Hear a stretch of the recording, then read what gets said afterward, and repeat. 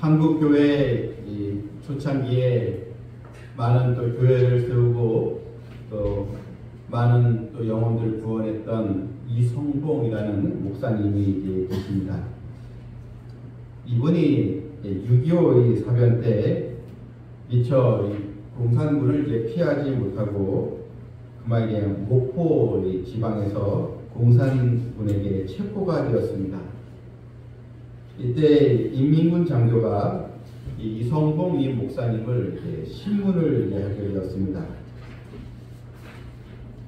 내가 예수 믿는 목사라고 근데 그것이 맞느냐 했더니 목사님이 맞다고 했습니다. 그럼 예수는 왜 믿냐고 이렇게 인민군이 이제 물었습니다. 이 목사님이 나는 천당 가려고 믿는다 이렇게 이제 또박 얘기했습니다. 그랬더니 그러면 천당을 가보았느냐 이렇게 이제 물어보니 이 목사님이 이야기를 그렇다. 내가 천당 본점은 가보지 못했어도 천당 이 지점은 가보았다. 이렇게 얘기를 했습니다. 그랬더니 천국에 보면 지점도 있느냐 하면서 지점이 어디 있는데 그러니까 천당의 지점은 바로 교회다. 이렇게 얘기를 했습니다.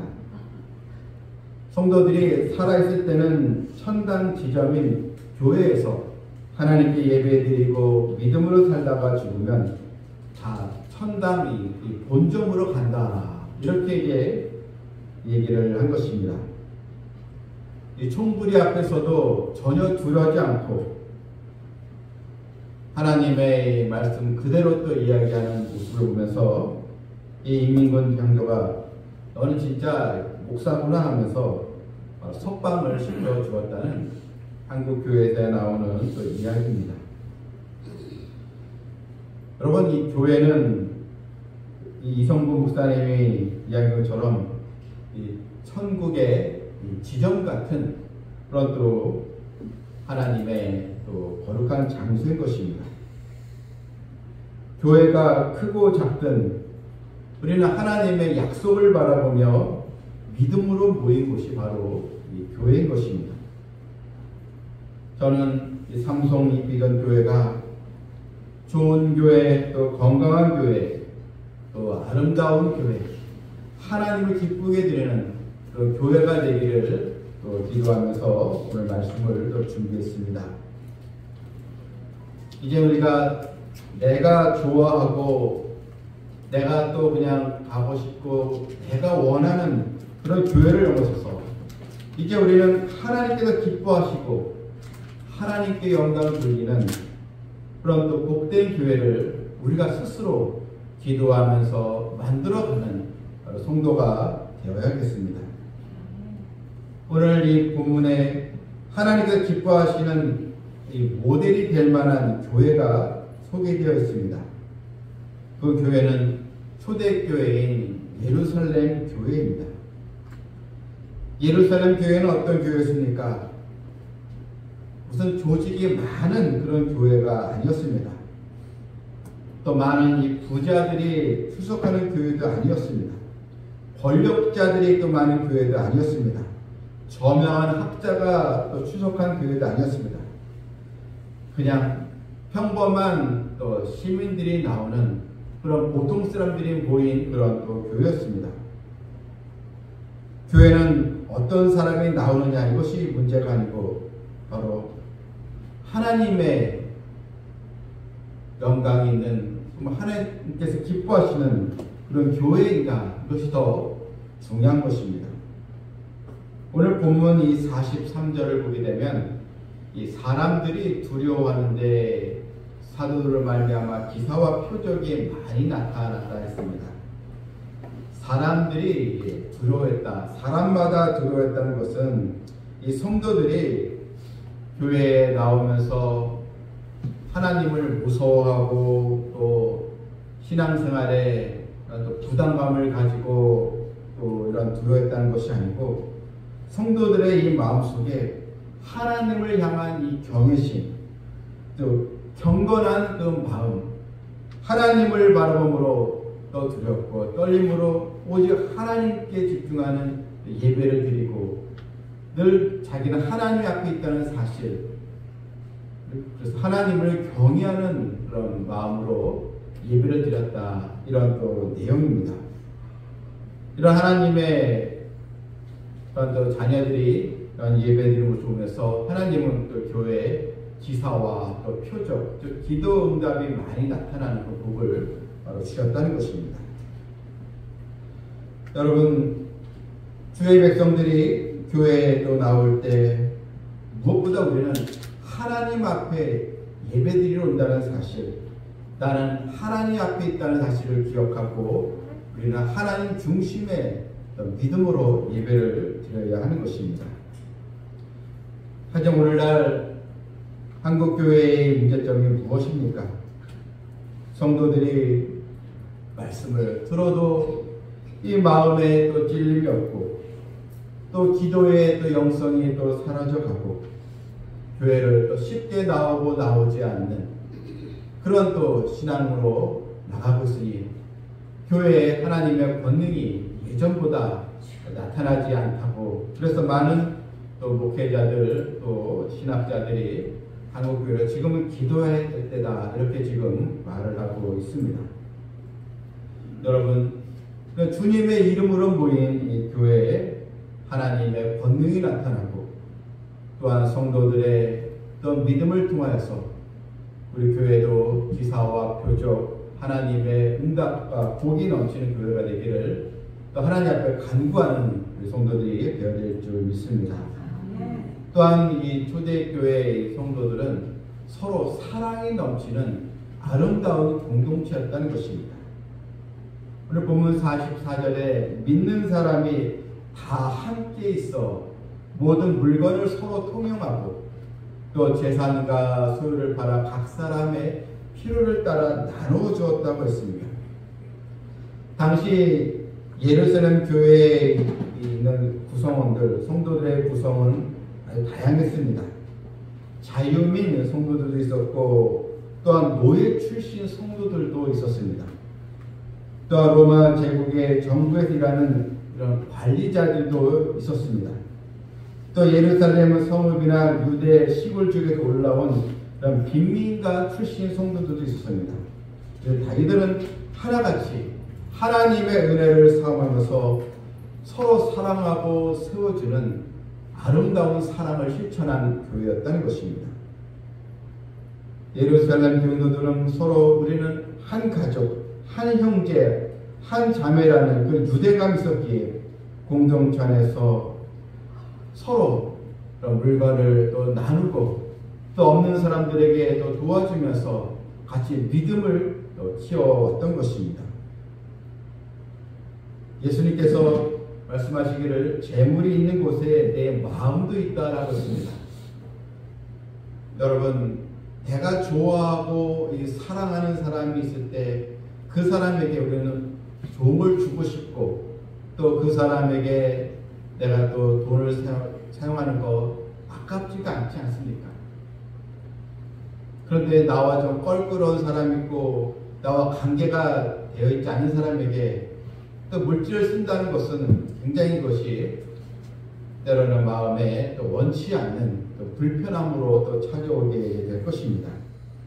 그런데 서로 이렇게 한 마음이 되어서 예수님의 사랑으로 서로 세워주는 아름다운 교회였다는 것입니다. 이 공산주의 이론에서는 이 본문을 보면서 그거 봐라, 재산과 소유를 팔아서 없는 사람에게 나눠주는 거, 이 공산주의 원리가 여기서 나왔다, 이렇게 얘기를 이제 하고 있습니다. 그런데 근본적으로 다른 것이 있습니다. 공산주의는 정부에서 강압적으로 해서 부자 것을 또 떼어서 가난자에게 주는, 또 나눠주는 이런 모습으로 시행이 되지만, 이 성경은 다 성도들이 사랑과 또 자원하는 마음으로 이런 아름다운 공동체를 또 세웠다는 것에, 거기에 근본적인 바로 차이가 있는 것입니다.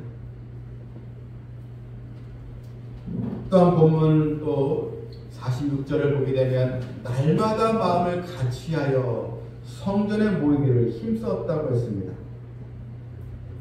초대교회 성도들은 늘 같이 모이고 또 성전에 모여서 하나님께 예배드리기를 더 사모했다는 것입니다. 서로 마음을 같이하여 하나님을 예배하고 함께 찬양하고 기도하는 시간을 가장 기쁘게 여겼다는 것입니다. 그래서 오늘날 그래도 각 교회들은 또 이 주님께 오시는 이 마지막 때가 다가올수록 더욱 모이기 힘쓰는 교회가 되어야 하는 것입니다. 마태복음 18장 10절에서 주님은 두세 사람이 내 이름으로 모인 곳에는 나도 그들 중에 있느니라. 한 사람이 아니고 이 두세 사람이라도 내 이름으로 모인 곳에 나도 그들 중에 있다. 함께 모이고 함께 기도하고 함께 찬양하는 그런 또 교회를 주님께서 말씀을 하신 것입니다. 히브리서 10장 25절 말씀에 어떤 사람들의 습관처럼 우리 자신들이 함께 모이는 것을 저버리지 말고 서로 권면하여 그날이 가까워오는 것을 볼수록 더욱 그리하자. 서로 권면하여 그날이 가까워오는 날이 보도록 더 모이는 것에 힘쓰라는 하나님의 또 말씀입니다. 또한 예루살렘 교회는 이웃들에게 또 칭찬을 듣는 교회였다는 것입니다. 47절 말씀 보니까 하나님을 찬미하며 또 온 백성에게 칭송을 받으니 온 백성, 주님을 모르는 세상 사람들도 다 이 예루살렘 교회를 보면서 칭찬을 다 했다는 것입니다. 칭송을 받았다는 것, 이 말 속에는 아름답고 매력 있는 교회의 성도들 이런 뜻이 담겨져 있습니다. 초대교회 성도들이 함께 모이고 서로 사랑으로 하나가 되고 하나님을 찬미하는 걸 보면서 이 불신자들이 참 저 성도들 저 교회는 참 매력인데 나도 참 가보고 싶다 이런 이 마음이 들게 되었다는 것입니다. 그래서 교회가 어떻게 되었습니까? 주께서 구원받는 사람을 날마다 더하게 주셨다는 것입니다. 한국교회의 역사를 보게 되면 한국교회의 황금기가 있었습니다. 그 기간은 1983년부터 1995년 이 사이에 한국교회가 충만한 하나님의 은혜를 받고 폭발적으로 성장한 그런 또 시기였습니다. 이때 성도들은 모이기에 더 힘쓰고 각 기도원마다 기도하는 성도들이 모이고 또 성경학교나 또 부흥회 하면은 온 또 성도들이 다 빈자리 없이 참여하는 그런 또 시대였습니다. 이때 한국교회가 폭발적으로 성장하는 그런 계기가 되었다는 것입니다. 성령의 은혜가 충만하니 교회마다 많은 또 새신자들이 와서 하나님의 자녀가 되는 역사가 일어났습니다. 그런데 1988년 올림픽 이후에 90년대, 2000년대를 보내면서 이제 사회가 부유해지고 또 주 또 5일 근무제가 시되면서 또한 교회는 또한 이 물량주의적인 그런 또 교회로 또 나가는 교회가 또 많고 그래서 영적 이 안일감에 빠져서 점점 이 은혜가 식어져 가고 또 예배의 감격이 없어져 가고 또 기도의 영성이 좀 더 사라져 가는 그런 또 시대가 되고 이제 많았다는 것입니다.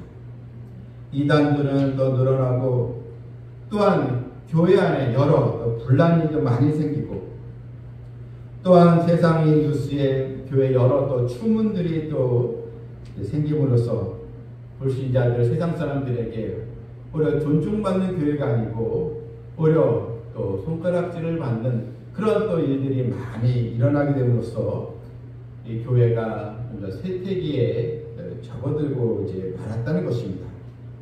하지만 우리는 이 주님의 교회는 바로 사람이 주인이 아니고 주님께서 주인이시기에 우리는 다시 하나님 말씀대로 우리가 또 모이고 또 온전한 또 믿음을 가지면서 하나님께 영광 드리는 교회로 우리가 또 만들어 가야 하는 것입니다. 영국 이 런던에 보게 되면 영국을 이제 방문하는 많은 이 관광객들이 반드시 찾는 장소가 있는데 역사적으로 유명한 웨스트민스터 처치입니다. 여행객들이 방문할 때 이 안내자는 이 교회의 역사적 매력과 이 교회에 안치되어 있는 여러 유명한 이런 또 유물들을 또 자세히 설명해 주면서 또 교회 또 이 프로그램들이 운영되고 있습니다. 그런데 이 안내자의 설명이 끝난 다음에 한 방문객이 이렇게 질문했습니다.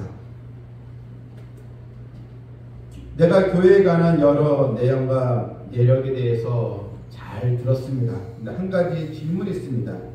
최근 이 교회를 통해서 구원받은 사람이 얼마나 됩니까? 그랬더니 이 안내자는 대답을 하지 못하고 굉장히 당황스러워했다는 것입니다. 역사가 있고 많은 사람이 방문한 교회지만 그러나 하나님의 말씀이 없는 교회 또한 주님의 은혜로 생동감이 없는 교회는 사실 죽은 교회인 것입니다.